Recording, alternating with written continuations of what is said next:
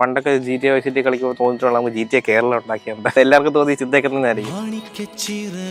ചെറുപ്പം തൊട്ടേ ഗെയിമിംഗ് ഭയങ്കര ഇഷ്ടമാണ്. GTA Vice Cityയുടെ ഒക്കെ ചീറ്റ് കോഡ് അടിച്ചാണ് നമ്മൾ കീബോർഡ് തന്നെ പഠിച്ചത്. ഗെയിമിംഗ് റിലേറ്റഡ് ഇതിൽ പഠിക്കണം എന്നൊക്കെ ഉണ്ടായിരുന്ന സമയത്ത് പക്ഷേ കരിയർ ചൂസ് ചെയ്യാൻ വന്നപ്പോൾ അത് വേണ്ടാന്ന് വെച്ചു. ആ സമയത്ത് തോന്നി കുറച്ചുകൂടെ സ്കോപ്പുള്ള ഒരു ഫീൽഡാണ് മൊബൈൽ ടെക്നീഷ്യൻ കാര്യങ്ങളൊക്കെ എന്ന് തോന്നി. ഞാനത് പഠിക്കാൻ പോയി. പഠിച്ചു, ബെഹ്റിനിൽ പോയി, അവിടെ വർക്ക് ചെയ്യാൻ തുടങ്ങി. അവിടെ ജോലി ചെയ്ത് തുടങ്ങി 4 years ഒക്കെ ആയപ്പോൾ കല്യാണം കഴിച്ചു. മരടെ കഴിഞ്ഞപ്പോൾ കരിയർ സ്വിച്ച് ചെയ്യാൻ ചിലപ്പോൾ പറ്റിയേക്കുമെന്ന് തോന്നി.